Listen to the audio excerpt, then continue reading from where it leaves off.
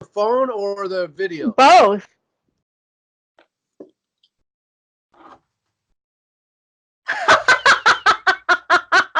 Look at you!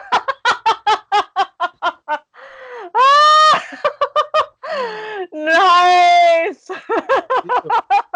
How can I make this bigger? Damn.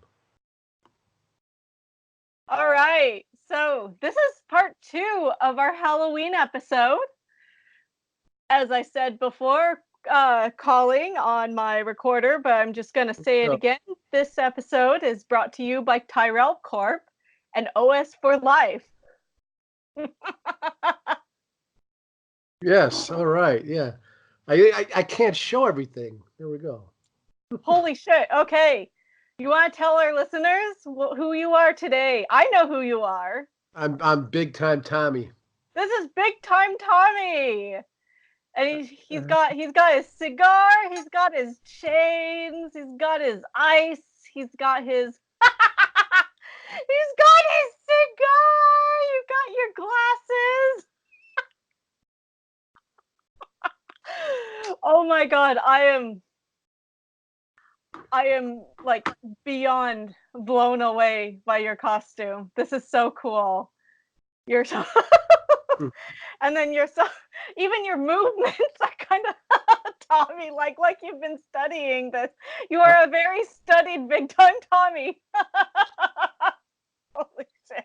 You know. I grew up with a lot of big time Tommies, so. Okay, so how would you describe Big Time Tommy to someone who has no idea who Big Time Tommy is? An Italian no-neck leg breaker. All right. With a heart of gold. With a heart of gold. I feel like that's the biggest thing about it is like he looks like a tough guy, but he's such a teddy bear. When you watch his Instagram, you want to give him a big ol' hug. You know that he would brighten your day. And he talks about, you know, I did watch some videos. I got the pinky rings and everything. I wish this camera was bigger. Pinky rings. I don't want to waste this if this gets online. You know, look at that watch. Look at that watch.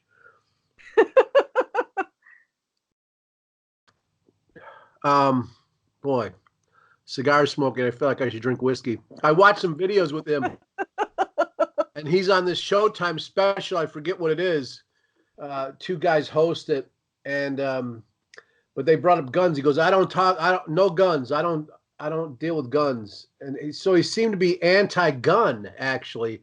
And then he talked about being a bodyguard for Beyonce one time when he lived in Miami. Tommy talks like that. Yes, Tommy talks like that. And he said his superfood was cannolis. But he's real hardcore Italian. You know, that's. You know what? Cannolis are a superfood. You can't argue with that. You ever smoke a cigar? I have never smoked a cigar. I've smoked cigarellos and cloves, however. But, you know, here, dressed in my Blade Runner realness, of course I've smoked cloves. All this waiting, I mean, this makeup, I was going crazy for some. I'm like, oh, I can't fucking itch my nose, you know. Oh, you're telling me. Can you see the makeup? Can you see the makeup? Yes, I can see You can see I'm bronze, huh? The Jersey-licious tan, the Miami-rific. Okay. I went all out on this. Pinky. I love it so much. You should go around town tonight dressed like this. Go get a slice. I tell you, I really should. I got to get the most out of this costume. It took me all morning. Get some prosciutto and gabagool and mozzarella and make your gravy. I'm actually smoking this cigar, people. I don't smoke much, but when you have a cigar, smoke it. This is method acting, kids. True. I went out and got a whole spread of food to have a Halloween party. So I went to a Polish deli, but very close, Polish Italian. Are you taking a picture of me? I am taking a picture of you on this. I think it's very nice. Okay. You should I really think you should make a Instagram, like a direct message video to send to Big Time Tommy, and I think he would be very delighted. Oh, I should. You know, you're right. I should do that. Well, I don't know how. What direct? I'll just do that real quick while we're talking. I don't know what to do. I'll run out of cigar. I might run out of cigar. Big Time Shane.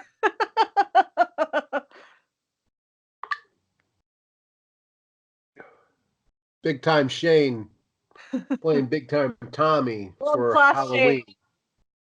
That's right. Take it easy. OS for life. So I'm curious how this is going to translate over to audio. I'm just imagining everyone, just imagining what we're wearing. I think that I hope we put our video up online. I'm sorry to interrupt. I better not interrupt. Oh, you better not interrupt. But I think that we should totally put this online with all its warts and all, right? Maybe just a clip of it. Well, I'm okay with it going online. You know, I was leery about it. You know, I don't like to. I shaved everything so you can get the jowls in there. I see that. You know, I went with it. I think we should. I do think we should. So if you're watching this right now on YouTube or wherever, Vimeo, wherever you're watching this content, I'm very sorry for all of that before. Here we go. Let's get it rolling. So yeah, you are watching Speak of the Devils Part 2 of our Halloween special. We've decided to do this on camera and have our own Halloween fun by being in disguise here. And so you get to see that we are real people. This is actually Shane Bugby. I'm Nannerl, and I'm dressed as Pris, and Shane here is Big Time Tommy. And if you don't know who Big Time Tommy is, you need to follow his Instagram as well as Shane's Instagram. You should totally follow both of them. It's a nice ebb and flow of two hearts of gold. One of them shows their genuine purpose, their intent through their artwork. The other one just says it out loud every day in his car while listening to Italo disco and freestyle in the background. Oh, that's so kind of you. I'm trying to show my. Yeah, that's very. I get a lot out of Big Time Tommy. He's very inspirational. It is funny to hear this big guy be kind. It's nice.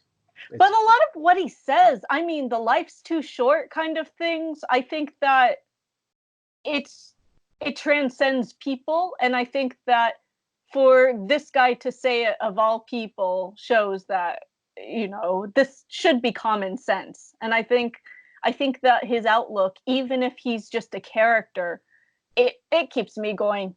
I was in bed sick the other day when I canceled work, and I watched Big Time Tommy on Instagram, and I felt like, okay, life's too short. Even if I die from this sickness, I can't make it a thing. Man, cigar smoking, not my thing. I'm trying. So Halloween-wise, never mind being sick, Halloween-wise, I hear you saw a couple movies this week. Tell me about, what did you do this week for Halloween? Okay. I went to a midnight movie or a late night movie called Rosemary's Baby. And it was cool to go to, but I didn't go to The Exorcist because it's an old movie. And I'm like, you know, these old movies just don't cut it for me. Wait a minute. Rosemary's Baby with Mia Farrow, right? Yeah. Yeah. How's that not an old movie? It is. I went to that, and then it turned old movie. Right, then it turned me off to go into The Exorcist. That's I would rather see Rosemary's Baby than Exorcist personally. Well, I was gonna go to both, but I just was like, forget another old one. I wanted to go see The Lighthouse or something new, like, you know. Right. So Rosemary's Baby was okay. You know, it's cool. It's like, it would have been cool if I was sitting at home watching on TV. But going to a movie is a spectacle for me. Like, I want to see something cool. And not that wasn't cool. It's just like old. And so there was only one part that got me off, and it was like at the end, they're all going "Hail Satan" and all this stuff. And I laughed. I laughed so loud in the theater. I laughed loud. It was quiet, and people turned around and looked at me. But I couldn't help but laugh because it was just sort of funny. It was just "Hail Satan!" All these old people are yelling it, and it was great. And I went home and rushed and looked up the LaVey because I there's all these folklore about LaVey being a part of it and being in the devil's costume and all this stuff. And then I read about it, and it basically says he wasn't a part of anything. He did one promotional thing in San Francisco when it opened. He was there to open it and did a talk, but he had nothing to do with the movie. It's And kind of like you in 666 Eve. You allowed those people to come in and promote their Omen movie, their Omen reboot, after yes, giving you money at the movie and stuff. It's a nice little tie-in, I think, still. yes, and but on the DVD, that's at the end of the DVD. On the Omen DVD, they have some of that on there, which is cool. Oh. Oh shit, really? Like Yeah, your party and everything? I think so. Something from that came out on Wow. the DVD, which was neat. You I've know. Do you know what? I never saw the remake. I didn't want to see the remake because I felt like why mess with success with dad hot Gregory Peck? It's I the didn't. reason you watch To Kill a Mockingbird, to see dad hot Gregory Peck be a lawyer. I didn't see. I didn't see the remake either. I don't like remakes of old movies. I should though. I don't know. After I saw that Rosemary's Baby, I'm turned off of anything old now. I'm just like, So maybe the remake of Rosemary's Baby will have a LaVey look-alike. Maybe. yeah, maybe. What's the last good horror movie you saw that's new? The Witch. What? The Witch. What was that? So it came out, I think, what, 2016, 2017? And it's about this girl who's part of like some sort of Puritan family Is that with the who, goat? yes, the one with the big black goat in it. I saw that. And the family, it's more of a psychological thriller. I think I've even seen reviews show it as like a pilgrim version of The Shining kind of thing, where it's you're not sure if they're going crazy or if there's actually a witch there, but the undertones, I think, of her gaining knowledge, questioning things, or like her being othered by her family and then signing the devil's book and then joining the coven where she's actually happy. It's the only time you see her smile is at the end when she's floating with the other witches, and it looks like the Francisco Goya painting of the witch's Sabbath or whatever, where they're flying above with the goat or whatever. Right. That part I It liked that movie. I feel like the movie was more of a happy movie at the end than anything. And so maybe I liked it because I get so easily scared. So did you find it scary? No, No. you found it It happy. it Okay. startled me throughout the film. Like some of the gore in it is a little bit just jarring, but I don't it's not a movie that kept me up at night. I The last movie I saw The Witch. I don't remember what I thought of that movie though. I don't remember. I I was torn about it. I don't know I can't remember. So it wasn't real. The one I love, Babadook. Ooh, I like that one too. Babadook. It it bothered me for a while. That illustration, like I have a photographic memory, and so if something is unsettling looking, like that face on The Exorcist or something or like Michael Jackson turning around at the end of Thriller, stuff like that, is hard. It's really hard for me to watch things like that. But Babadook reminds me of when someone is oblivious of something and then they're taught about something and then they can't unsee anything about it. And so I feel like it was quite real, even though it was so fictional. Yeah, well, there was some. It felt like there was. I can't. I wish I could remember Babadook too. The theme that was going on there, but it felt like there was some delusional stuff going on there with him Mhm. being abused or something like that. Yeah, yeah, it's kind of like that when you see a problem and then suddenly you're sensitive to it. You don't know about something being a problem until you hear someone else talk about that problem, and now it's your problem too. That's kind of how Babadook felt. What was the do you know what? It came out around the same time as Babadook, but it was that I forgot what it was called, but the kid got possessed, and in the, like, movie trailer, the girl, like, opened her mouth and these, like, fingers come out of at the bottom of her throat or whatever. I always get that movie mixed up with Babadook. What is And that? then I don't remember, and I don't even know why I mentioned it just now. To be honest, I feel like for me to see a scary movie is quite rare. Most of the time, I like things that are funny. I like classic horror, so I like the old people horror movies. They're not so scary because also CG, I commend CG, but at the same time, it's getting a little too real for me. It has to be just a little hokey for me to, like, know that it's not real. But if it looks like real gore or something like that, then I feel like, "Ah, no! No!" I Interesting. What's the first? Do you remember the first movie you were ever scared at? Like you jumped out of your skin?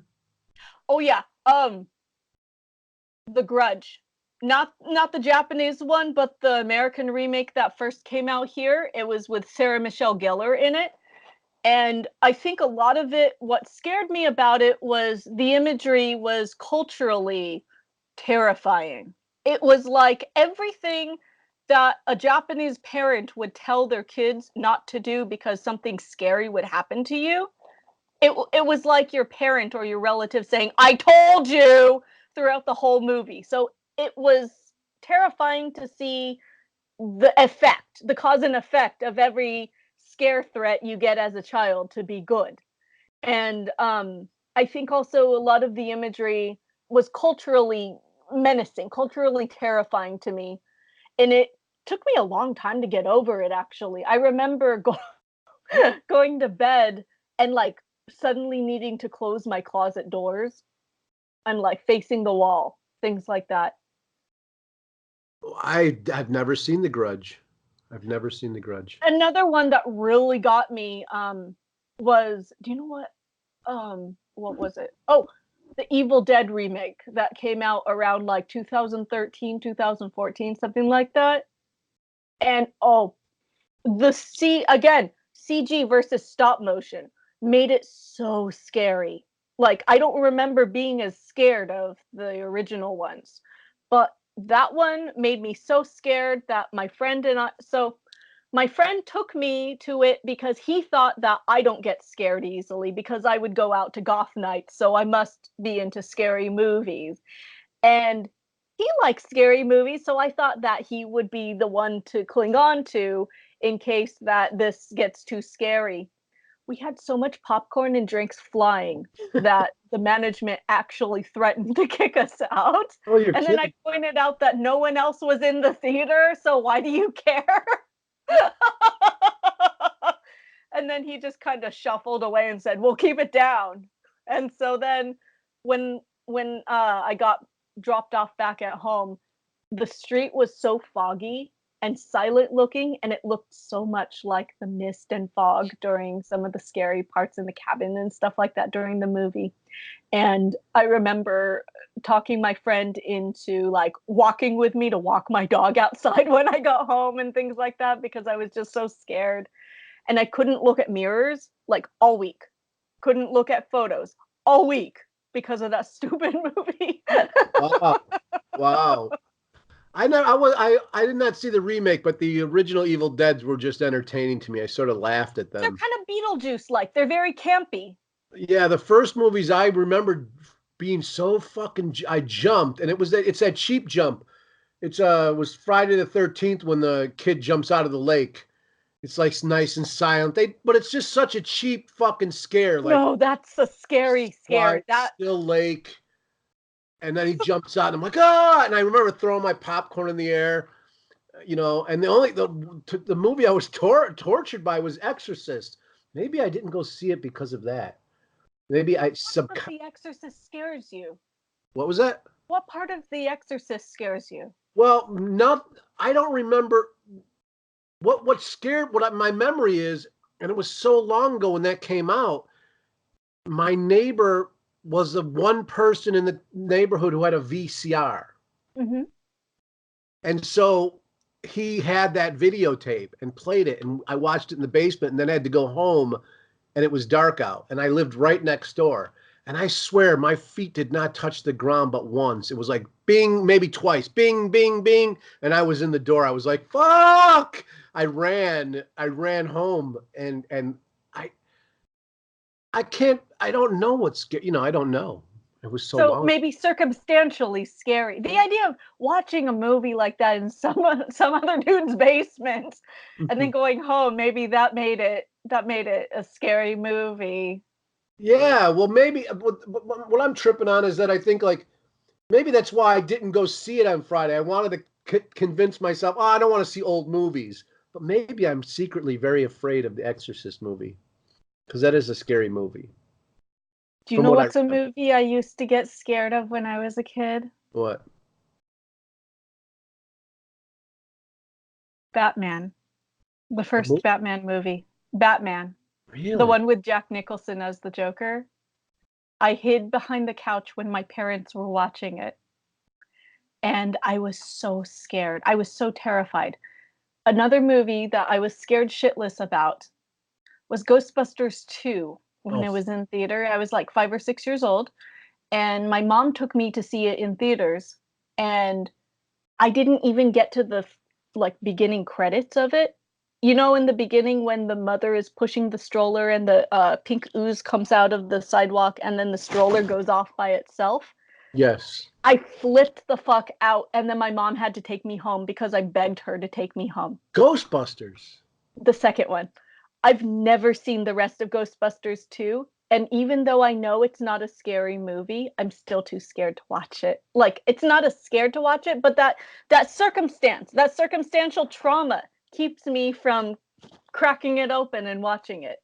It's in your subconscious, like the Yes. Exorcist might be in mine. That's why I secretly didn't go to this movie. Poltergeist. That was a scary movie too. I felt like that was scary when they were in the pool and all the dead bodies are popping out of the pool and stuff. That was a scary movie. I remember that being scary. I can't remember why though. Again, it's so long ago. It's like we're talking fucking 40 years ago or 35 years ago that I saw those movies. I haven't seen them since, something like that. A long time ago. So I think that the parts of Poltergeist that scared me the most is the end. When the family is tired, they get into the motel, they unplug the TV and leave it out, and then they shut the door and it's silent for like 2 seconds, and then this really placid music starts playing. That to me is the scariest part.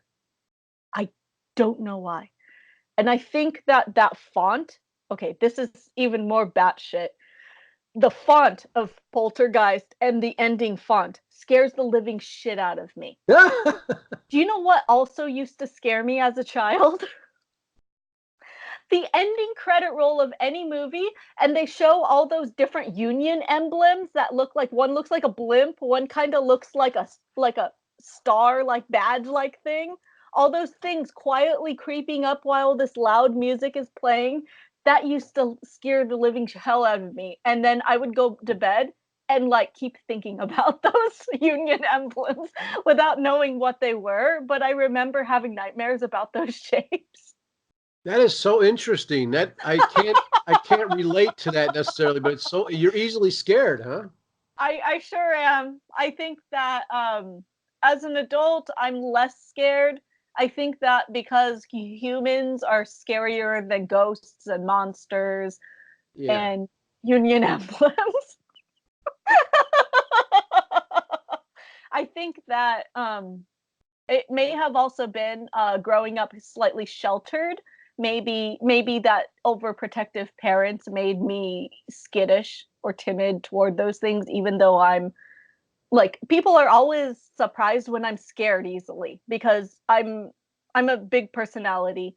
I'm very overbearing. I'm the one who speaks up. I'm the one who fights back. But no, I go home and I lock my doors and I put the covers over my head and I don't look out the window at night and I don't open an umbrella at night or anything like that. It's just I don't know if it's superstition or upbringing. Well, I think that's interesting. For me, I can't like the horror, all the stuff that was scary to me. I think, like even the Exorcist, I think it was more just the makeup and the just the hype of being in that house with everyone being afraid in that guy's basement. Because I've always found horror movies now in the I don't feel this way anymore, but I always found them comforting. And I think it's because my life as a childhood was a horror show at home. So I found horror, and I also spent my summers at a funeral home. Like my mother's aunt, and I called her an aunt too, owned a funeral home. And so I'd spend my summers with Uncle Jim picking up dead bodies. So that stuff didn't bother, it didn't scare, none of that scared me. Actually, all the movies were like, this isn't real. Cause I used to sneak, okay, my Uncle Jim would pull into the basement type of area. Like this is a 2-story funeral home and they lived in it. And so he'd pull the hearse into the basement part of it, and he'd do his embalming or getting the people ready for funerals in this little stainless steel room. And he'd crack open the window, and I remember looking in there and watching him do stuff like that. And I was like, holy no, he'd cut open a chest plate and open it up and stuff it full of stuff and put it back on. Yeah, I mean it was wild, but I remember watching that stuff. So watching movies, it never competed to that. I've never Faces of Death, even like all those real life gore shows didn't bother me. So I think it's the real heavy sad movies, the realistic ones with abuse, stuff like that, that I walk away troubled. I don't say scared, but deeply, darkly bothered. And I no longer watch horror movies. I don't watch them. This Halloween, I'm trying, celebrating Halloween. As you can see, I'm looking at my makeup in the camera. I'm celebrating Halloween and having fun with it. So I'm going to scary movies at the theater, but I don't partake in them like a lot of people from a dark community do, because I have enough dark thoughts of either my life, my childhood, or just I part of the business that I'm in, I guess, in this satanic world or this dark world is exploring the dark side of man, a human being, humans, I should say. And so like I did a book with Gacy, so it's like hard to horror movies aren't my thing. I just had a thought Never coming used it. back to The Exorcist. Were you raised with Catholicism? Yes, I went to a Catholic school. I had to go to a Catholic school as punishment, though. It was like, because I was a problem child. Right, but you could even see Reagan being possessed as a problem child, metaphorically. A child misbehaving, and they call a priest to control their child. Do you think that maybe that idea of a kid being cornered by a priest, not necessarily a sexual thing, but maybe the idea of discipline from religion, Oh does yeah, that make it frightening? yeah. I'm certain that it was. Yeah, probably. Like not to make this like serious or anything like that, but just the thought crossed my mind that that's actually those themes of paranormal things that like you have to bring in religious intervention or something going against God, or God is angry, or the devil's coming out. Those movies have never scared me, I don't think, for the same reasons that a lot of Americans get scared, because just thinking about it now, I think that my reasons of getting scared are very odd, or compared to things like that, because I didn't grow up with Western religion. Um, just thought crossed my mind about Exorcist. Yeah, I'm sure there was some of that in there. It's so long ago that what scares me today and how I Yeah. interpret things today is so different than Oh then. yeah. So far off. it's so far off for me. I can't put my finger on it. You know, honestly, I guess I could sit here and put my finger on it, but I don't think it would be honest. My memory's just, it's so long ago. Right, and sometimes we can't explain why we don't want something or why we don't want to, like, it's a lot of work to delve into such a thing. Right. Yeah, I wish I could, all I remember is the feeling of being afraid when I ran out of that house. That's really all I remember. Um, but like I think what's colored my thing is, like I said, spending summers at a funeral home. That Mhm. sort of led me on I think that's part of the reason I explore the dark, what some people call the dark side of life, is because of that kind of stuff. I'm not sure. I just know, like, but you're saying, I think it was funny, like, I don't want to get all serious on this, but it's like we're talking about horror. Horror is supposed to be serious, but like fucking, like, I think of Babadook, and that was a serious movie. Like, there was a child that was horrified by dreams and stuff like that. It was like, that was a serious, heavy movie. It was sad and horrific. It was like, holy shit. It was like that psychological trip. It wasn't like, so you're bothered by murder and gore, and you're, because you were talking CGI bothers you, but with Babadook, it was it almost felt like a B movie almost, but it was so artistic that they got away with it. And, Mhm. you know, but you're bothered by the actual gore. I feel like it's usually something like that. Like if something like looks really scary, I just don't want to look at it, kind of thing. I'm one of those people who like I'm easily unsettled by um just if okay, imagine a cheesecloth and you take a piece of melty soft cheese and you squeeze the cheesecloth and all the cheese is pouring through the holes. Trigger warning, everyone. That bothers the shit out of me. Oh, Because then I have to think about how am I going to clean the cheesecloth and get all of this cheese out from every single tiny hole well, that's and just things like that. It's a very I think that a lot of my fears are very OCD based. Like okay. I was a perfect horror movie for Nannerl would be a movie where someone washed their armpits in my kitchen sink. Oh, so that's Or horrific to you. You'd be like, oh my yes, God, I'm dying. eating food at an Airbnb and there's dried egg yolk in between the fork's little teeth. Oh, That that's funny. So that's what you're horrified by. that keeps me up screaming. I I feel like I've survived. I don't like to use the word survive, but I feel like my early 20s were full of very dangerous circumstances. And so a lot of them, I used to like movies like, where the last girl standing has to run out of the scary house or get away from the slasher, things like that, because the feeling of surviving something and being female is quite empowering.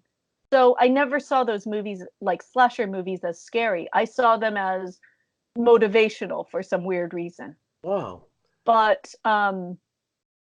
But they never scared me. It's more scary the idea of, oh, I gotta get out of this dirty ass house. They have egg yolk on the forks and they didn't throw out their bad eggs. And why the hell are all of these avocados like black? Oh, Like that is not so fucking fun. yeah. I'm not laughing at it. Just I No, don't you can say laugh. funny, That's but why I'm saying it. And I hope everyone watching this, between, putting racist and sexist, terrible YouTube comments, is laughing also in between. I hope this is keeping you from your terrible comments by uh, laughing. don't read the comments, as they say. I Life's will. short. I don't read the comments. Um, you know, a couple things. Well, when I think of that, I think, what would horrify me? And there's not. I don't know. I guess I'm just I've delved into the darkness so much. The one thing that really changed my fucking tune on things. Now you got to think. I'm at a funeral home, right? And you want trigger warnings. Think about this. We pick up this lady with a big cancerous hole in her face. And my uncle putties it up. And she's in the coffin, and I'm putting flowers around helping out, and I'm like, wow, that hole's gone. And I poke her cheek where the hole was, and it all crumbles out dust because it was all dusty putty. That's really scary. And I run out of the, I'm like, ah! And I run out of the funeral, where the one parlor, there's multiple rooms. And this was where we set up this lady. And I ran out, and I remember hearing my Uncle Jim, what the hell happened? He had to get the woman fixed up real quick before people came. And there's all dust over her white blouse from whatever dust was in her face.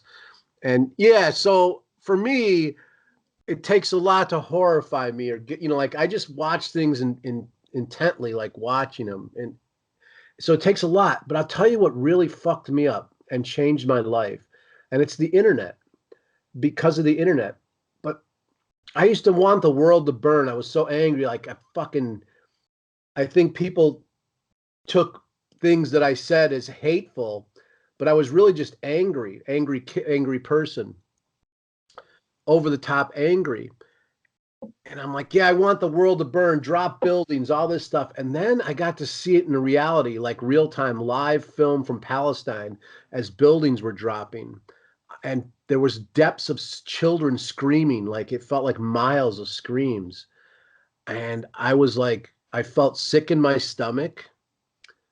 And at that point, I quit, like, the serial killer stuff I'd done, all that stuff. It just sort of like, I'm just like, I'm done with all of this. I'm done with all this. I don't want the world to burn. I didn't realize what that was. You know what I'm saying? It was a real big, horrific, real life, and seeing the internet real life, that kind of stuff is horrific. Seeing the reality of your anger is like horrific. The reality, and I don't even know if it was all those deaths and stuff like that. It was the reality of my anger. Like, holy shit, that was horrifying to me, that I could actually wish that upon people. And that changed me immensely. So I don't mean to be a drag No, in our I think Halloween, that but we're talking horror and that's quite a first world privilege to trivialize or even be a fan of horror. Actually, we have a luxury of watching fiction and enjoying it for entertainment, and go home and be safe, tuck ourselves into bed, cover our head, not see the Babadook next day. And that is a really good point. And I think that the internet, uh, yeah, I feel like the internet shows that we are worse than any monster on a silver screen. yeah. We've gone through over 50 years of creating monsters that are metaphors for us. Look at alien invasion movies. Those are communists and foreigners coming to America and stuff like that. That atomic age where we were scared of the communists. We were scared of Russia. Look at the Yellow Peril. Look at all these different, like, because we were scared of Japan, China, all these different places. And then, like, slasher films were a reflection of serial killers and strangers. And now we got movies like Get Out and Us and psychological ones because we don't know how to deal with destigmatizing. And so we make these monsters out of nothing now. And because we're running out of monsters, but then we're not really. Look at The Purge. The Purge kind of is reflecting America right now. And it's quite a luxury that we can do this and create this form of fiction. I have never seen The Purge, though I had to get my camera angle right. Now it's better. Excuse me for showing my closets. Anyway. I've only seen the last one. I've never seen the other ones. So I'm sorry, Purge fans, if this is against your Purge rules, but I believe you can watch any of them out of context and be just fine. It was quite the last one. I was recommended to see it because it was up my alley, and it was quite upsetting to watch the end. It's a little too close to home right now, I feel like. like politically, and it just I've never seen it, and you froze up. Son of a gun. and resetting. We're gonna call this part 2. I think that your side froze because mine was moving just fine. Can you see me? Yes, and could you hear me talking to you or no? Yes, I could. Oh yeah, my side froze, absolutely froze, and I'm like, I don't know what to do here. I should have just kept going. Yeah, the purge, the purge. No, I'm joking. Alrighty. So, just in a nutshell, the purge is about a mandated. You can break the law, and so of course, most people choose to kill other people, and the underlying reason is to have a slow genocide of poor and dark people, and Oh, it's by quite, huh? a documentary. It's quite upsetting, I think, in 2019, but I think that's what makes it a good horror movie.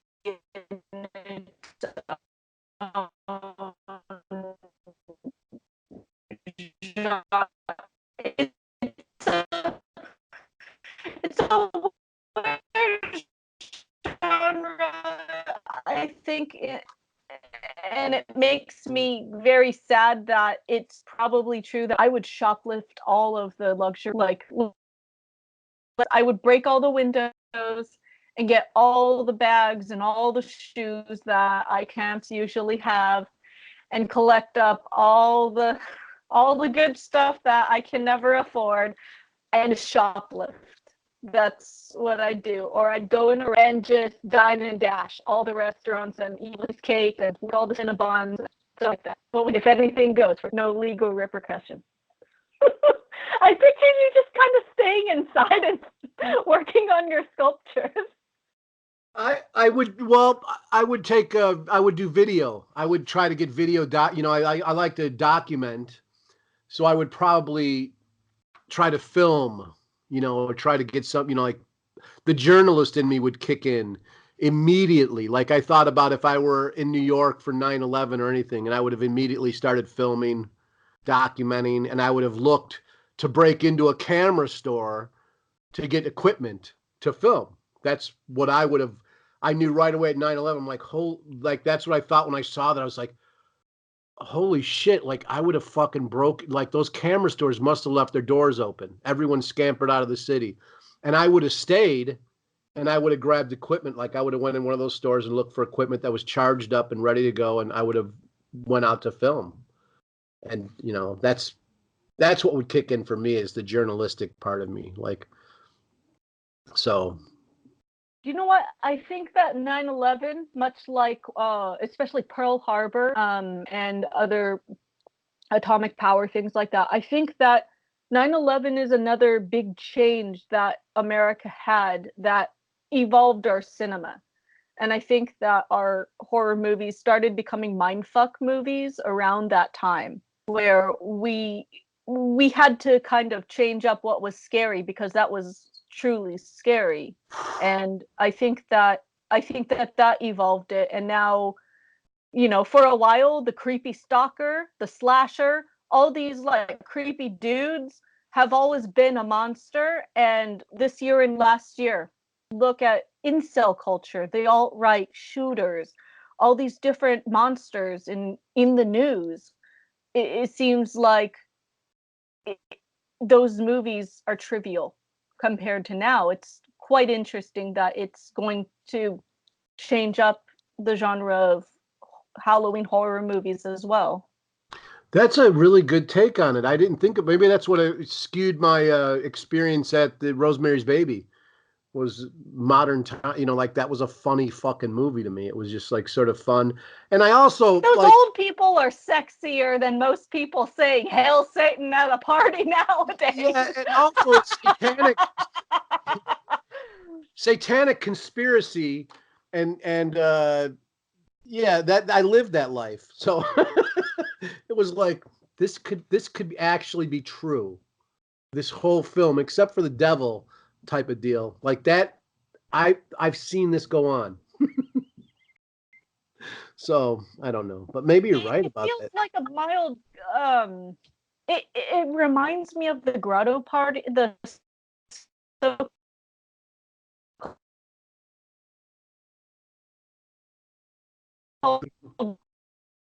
grotto parties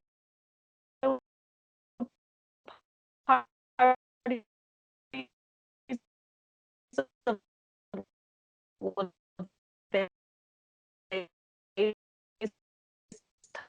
time also a little bit. It's not spooky though. You're just sitting there smiling. What's up? Just to let you know, the connection here is weird. Oh shit.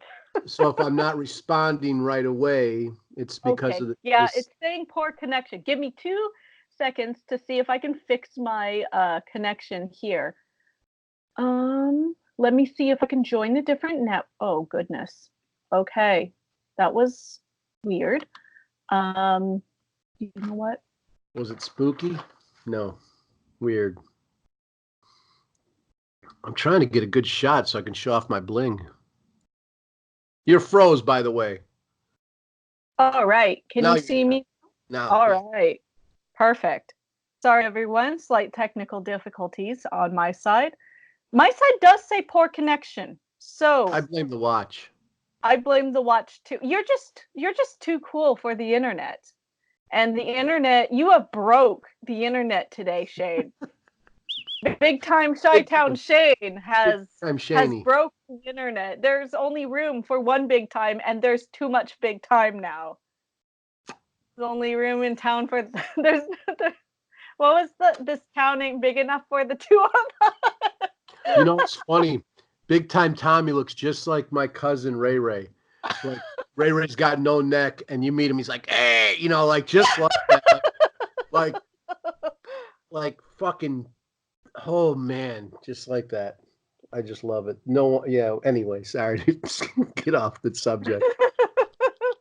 Coming back to our circle jerk about horror movies, moving away from some of the, unfortunately, art imitates life, and then life says, "Hold my beer, let me get a little scarier." Um, And that is interesting. Like culture is absorbed by a commercial element, and then a lot of times culture is absorbed by the state, like the power. Beyond the commercialism, it's the power, and so they start using that culture. And if we live in a culture of fear, they use that to move people. Or like you live in a culture of revolution, they start selling soda pop as revolution, the revolutionary soda pop. Like after the Arab Spring, 3 months later, they were selling everything with the revolution is here. And, right. and then the state uses that. So it's really interesting how that stuff bubbles around and bubbles up. That's what I was thinking of the last Halloween show. We were talking about Halloween, Mm-hmm. and its commercialization, and is it bad or not? And aesthetically, it's not bad. Other aspects of Halloween we never got to. Last episode, there really wasn't any room for it, but for this one, I kind of wanted to mention since we're dressed very festively today. Did you ever go to Halloween parties as a kid? Or do any Halloween, the things that are seen as good, clean fun from the 50s, like bobbing for apples, eating popcorn balls, I haunted had house touching wet spaghetti? I had an awful existence as a child, and it's so nothing cool, nothing very cute like that. I did trick or treat, Yes. and I like to smash pumpkins and throw eggs and soap windows and stuff like that. So I was a problem child. That was it, and and I acted like it. Have you ever seen the movie Problem Child? It's not a scary movie, but have you Now seen it? Okay, it's about this little boy who's from a orphanage, and he's been passed down to different families and sent back each time because he's difficult. And he writes letters to a serial killer. oh my and goodness. and he starts wearing a bow tie because the serial killer wears a bow tie in the news and stuff. And I was telling my sister about my friendship with you and what kind of what kind of person you are and your past. And she goes, "Is this just a kid from the Problem Child movies, all grown up?" I think that you might laugh about them. It's the kid is a walking disaster. He's not an evil child. It's not like the Bad Seed where that kid was actually evil, but he's just a misunderstood kid who just wants to be loved. And the dad at the end, he doesn't give up on him. It's a very sweet movie. The second one's actually quite funny too. But I have I'm never. very appalled you've never seen it before. But you were already an adult when it came out, and perhaps it wasn't because it came out, I think, in the like early mid '80s, and so maybe it wasn't appealing to you genre wise. It's You kind of know, a goofy family comedy kind of movie. yeah, there's so many things that could happen with that, right? Just miss things. Mhm. I'll watch it now. You should. That's for certain. Um, yeah, I am that kid. That's a funny thing. you know, for all I know, that's a funny thing. It was in the when did it come out? Somewhere in the mid '90s. I sorry, mid '80s, I believe. Okay, I think it's '80s. wow. I that's you like to think you have such an original. I like to think I have such an original life, and then to hear, well, there's a movie. You're just very stereotypical. There's a whole. There's two in every I'm state. sorry, it's 1990. Okay, but that's still earlier than I was writing serial killers and stuff. So it's like you think you're such an original like I'm the only kid ever that wrote serial killers. Nope, there's a fucking movie in the '90s about it. For all I know, I saw it and it inspired me to write serial killers. Who knows? You know. Um. Wow. Wow. I am that problem child, but I had fun trick or treating, and I would trick or treat all night, and I tried to get as much as I could, like bags. And when the bag was too heavy, I'd go home and dump it off and go get another bag and keep going. I just tried Did to you get. bring a pillowcase? Yes. Oh yeah. Just tried to stuff as much into that night as I could and stay out and hang out with people and have fun. So it was Halloween was fun because you hung out and had I don't know, it was fun. Was the act of trick or treating and dressing up more exciting than the loot you received, or was the inventory of candy the exciting part for you? You're right. The inventory of candy was the excite. You're right, but those are great. That's a great point. That's a great observation or whatever. Like, it definitely the just as it is today. Like getting as many nuts as I can, like a hunter and gatherer, like whatever it is. Yeah, the gathering as much candy as I could was satisfying. That was cool. I don't It's the remember. only time that kids pillage. I don't remember being excited about dressing up that much. Uh, I remember one time dressing up as Dracula and really loving it, like just loving that costume and loving the concept of Dracula. Like he was probably my favorite s- spooky guy, spooky entity character. And so Dracula and dressing up like Dracula once was or twice was really cool to me. Do you know what? I was determined to be Catwoman. We were talking about Batman scaring me. I was obsessed with Michelle Pfeiffer's Catwoman when I was a kid, and because I was mid elementary school, so Batman was no longer scary to me. And Batman Returns was every family on the street except for us had the VHS, and so we borrowed it a lot from kids. And I was determined to be Catwoman. So my mother made me the hat, the like out of felt with the eyes and stuff, and she made the cowl to fit the same proportions of, and then like with the short little ears and stuff. And then I wore a turtleneck and black leggings with black pants. But she used fabric paint, like a silvery white fabric paint, to draw all the little stitches all over the costume and stuff. So unfortunately, it wasn't latex. But I remember feeling like an absolute badass in that costume. And my mom wouldn't buy me a whip. So I used a rubber snake that we had, and that was my whip. And like I thought I was hot shit flipping around with my Catwoman outfit. And I think that, do you know what? Years later, years and years later, about maybe 10 years ago, a friend of mine actually owned a latex Catwoman costume that was from Siren Latex, which, according to rumor, is the house that made that Catwoman costume in the movie. And it didn't have the markings like Catwoman, but it was, you know, a cat suit with a cowl. And I actually got to put one on and goof around in it. And I didn't feel sexy. I felt like a 9-year-old again with her fucking rubber snake whip, dancing around, prancing around, being, you know, the queen of the ball. And, you know, here's my friend telling me, you know, let's try a test shot in this photo. Pose like this, pose like this. And I'm just like the Oh, whole I love time it. back to childhood. And so I have, it's probably the best childhood costume I ever had. Oh, that is great. And you love to dress up to this day. You like, you know, you like your bling, you like all your stuff. So that's really that's interesting. Yeah, and I didn't have any concern. No concern of the costumes, just the gathering of candy. That's interesting. I I think wonder that why that is. Why is that? Why do you think that is? Just different characters. maybe I think that, do you know what?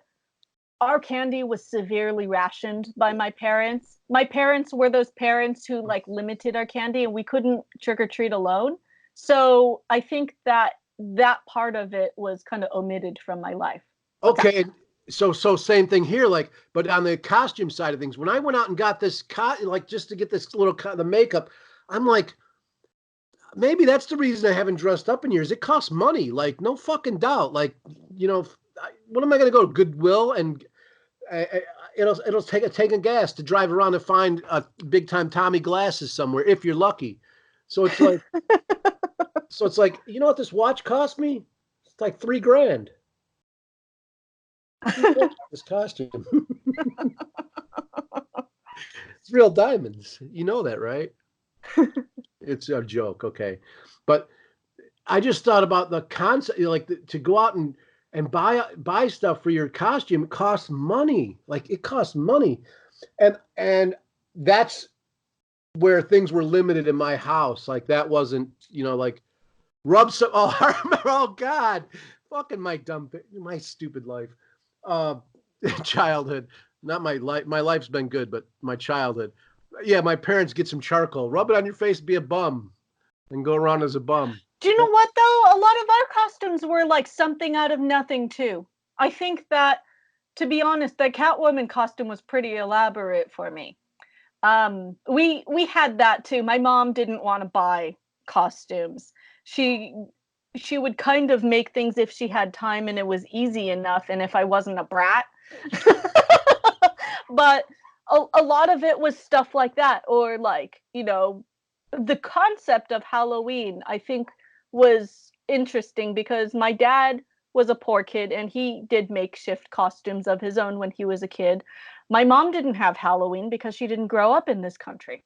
So, you know, and Halloween exists actually in other countries now because of the commercialism. But, you know, it's not the same. It doesn't quite, but, you know, look in a Japanese grocery store, you'll see a lot of Halloween packaging on snacks now. It's perfect for marketing. It gets people to buy it. And same thing with like selling costumes for your child. So you were saying makeshift. You did makeshift costumes. Now, I would like to hear what they are. But for me, you know, we have a fucking Halloween store that's open 24 hours a day. Isn't that ridiculous?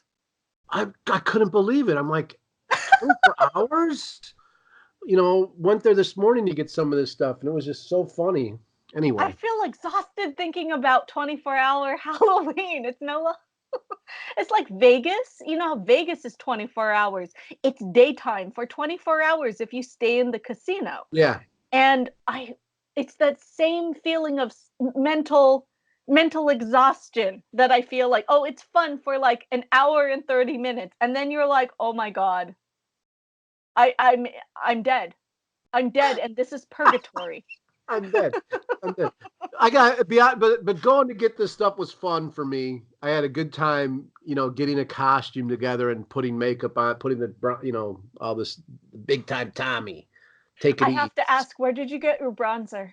Take it easy at the 24-hour Halloween store, which was right down the block from me. Very nice. Just got on the bus. I was there in 5 minutes. It was pretty cool. But they ran out of fake cigars, so I had to get a real one.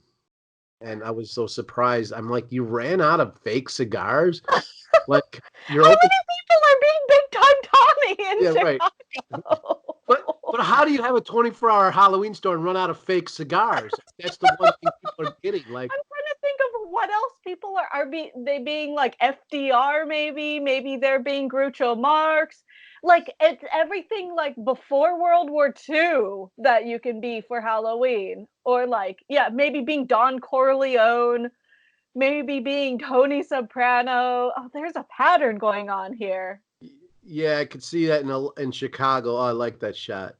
I could see that in Chicago. I can see A lot of Soprano, a lot of Capone. I was about to say, the Bada Bing type of gangster with the pinstripe and stuff, or Rat Pack costumes being in. Capone's a hero here. Like yes. legit hero. You go to delis and they have his photo up big. Like, right, it's like crazy. Anyway. So what is the makeshift costume I think about is like the ghost, like just putting a sheet over your fucking head. Like that's great. I love that idea of a ghost. I grew up with a different image of what a ghost is. And so to me, the ghost with the sheet over the head is like the ultimate scary. You don't know the person's emotions and thoughts if they're dressed up like a ghost. If they have a sheet over their head. And like I feel like you got to really convince people that is a ghost now. Like maybe wear black shoes, black leggings, so like the ghost floats a little bit. You cannot wear white shoes and white pants with the ghost costume now because it looks like something else. It's very interesting that it's still a quintessential costume. What's your favorite part about Halloween?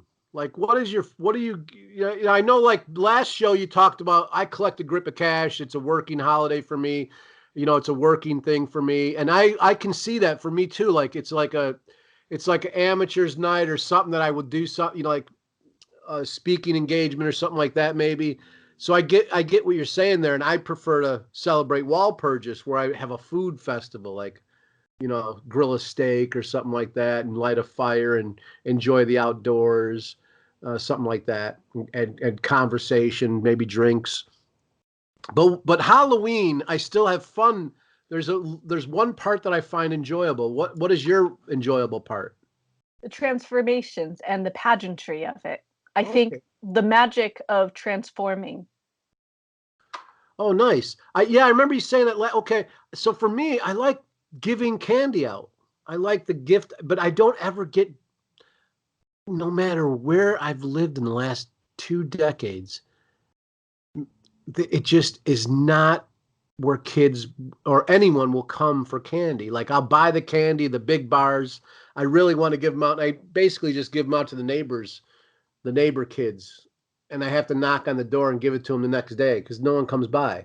I'm in an apartment building now, so I don't think there's going to be anyone coming by.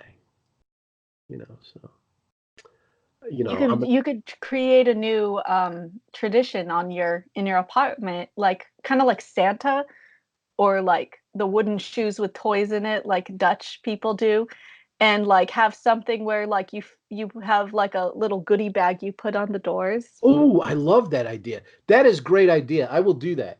I'm doing that. I'm fucking doing that. That's great. I love that because I like the idea of giving. Now I don't want to, like Yeah, I thought about it. I'll go outside and I'll just watch kids walk by and people walk by and I'll give them candy. I'm like, yeah, it's not going to work in Chicago. I'll get punched out. Yeah. Come here, little girl, give some What are you candy. doing? Yeah. So I think You should and it's stand on the side of the street dressed like that and just be like, "Hey, how you doing? take it easy. Take it easy. Hey!" Just throw in very family friendly Andrew Dice Clay. I gotta tell you though, this costume in Chicago is like they're just gonna be like, "What are you visiting?" You know, like just on this side of town. Street, right? Yeah, right. It's just like a normal thing here. They'll just think, "Oh, he's got someone in the neighborhood," because this neighborhood's not Italian; it's Polish. But they'll think I have a Oh, family member you're in here. the wrong neighborhood. Yeah, they'll just say, "Oh, he's come down, come down to our neighborhood today." Um, yeah, but I like the giving of it. I like the giving of it, and it's unlike Christmas. It's a one-way giving.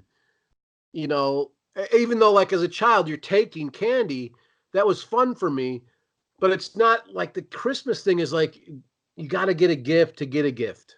You got to buy a gift to receive a gift, and it's like I don't like that. It gives me too much anxiety. I think that the something we learn as kids when we dress up for Halloween for all the fun, all the candy, it's almost like our first VIP access we receive as children. And I think that it's addictive. You receive this all access pass to candy from your neighbors. You suddenly get along with the other kids. You know, it's a different night. You may fight with your siblings any other time, but you get along a little better with your siblings on Halloween. You might you might high five people at a party that you would never have. And again, the idea of transformation, all access pass. It makes me think of I once DJ'd a Halloween party in the middle of Lancaster in not Pennsylvania, everybody. Lancaster in California. It's a suburb of Los Angeles. And it was a little podunk bar, and they usually had a KDJ for it, but they wanted to do a drag show there, and they needed a DJ, so I said I would do it. And it sounded like fun, especially being Halloween. And it was kind of interesting because a lot of people who just wanted to go to a free party came out who were not LGBT, just couples came out in crazy costumes. And it was very and yes, I was sexy Clockwork Orange for like the fourth year in a row. And it was quite interesting how so many of excuse my dog, he's excited about Halloween too. He's telling everybody happy Halloween. um it was interesting how all these people who didn't know me, because I don't live in Lancaster, um suddenly were my friend, not only because I was playing their songs, but I was playing the part. I was giving people high fives because they were dressed like Jesus. Or there was another person dressed like, you know, it was a dude dressed like Beyonce, another person dressed like, you know, a scary clown hanging out with Jesus and things like that. And like I think that that juxtaposition of all these different personalities put together in a fantasy world, it's sort of like the one chance we all have to do it in real life without any effort. It's so easy to get along with people when you have a mask. Maybe it's kind of like internet communities or something, but it's I think that that bonding through the transformation is something, even though, you know, it's amateur night, everyone's going crazy, but at the same time, it made me so happy even though I wasn't part of the party. I was just, you know, behind a booth playing music. It's contagious. The happiness about Thanksgiving. I'm tired, everybody. The Me happiness too. within Halloween is contagious. It's not like the happiness of Christmas, like you were saying about Christmas and you have to give a gift to get a gift. Christmas has so many terms attached to it and so many, like, it's saccharine. It's very saccharine. Whereas Halloween is pure How, cane sugar. yeah, Halloween's a one-way exchange. Trick or treat. Give me that or else. There's a threat there. As a child, when I got candy, it was like that. It was like trick or treat. Guaranteed, if I get a shitty fucking treat from you, I'm smashing your pumpkin. Like I'm coming back here at night and getting your pumpkin. See, you come from the childhood of lawn darts, though. I think you guys Lawn were the darts. last true generation of getting away with that. Oh, well, maybe. I don't know about lawn. I don't know what those are. I know what those are, but we Okay. didn't play those. I saw those. Yes, I get what you're saying. Oh, I get what you're saying. Yeah, like, well, we would have. Your toys were far more dangerous. That's true. You know, I remember 4th of July. I know but we would shoot bottle rockets at each other over the fence. Like we'd make bottle rockets up and shoot them. Yeah, so it was a different. Yeah, you're right. It's a different generation. But trick was there. I mean, it trick or treat. The concept is give me or else. You know, like Tommy, like give the treat or else. Like Tommy's neighbor. I know Tommy's a big-hearted guy, but and so I like that one way thing. Like as an adult, I like to give the treat, and as a child, I like to take it without having to bring a gift, without having to do anything but open up my fucking bag and drop the loot in. Go ahead, drop that candy in the bag. So I like that. I like that. It's just yeah. Christmas is too much anxiety, and I'm tired too. Did you give the trick or treat smell my feet spiel at anyone's doors? I don't yeah, probably. You know, probably. What is the shittiest thing that someone has given you while trick or treating? Pennies. Pennies were always the shittiest gift. It's how many pennies do you get?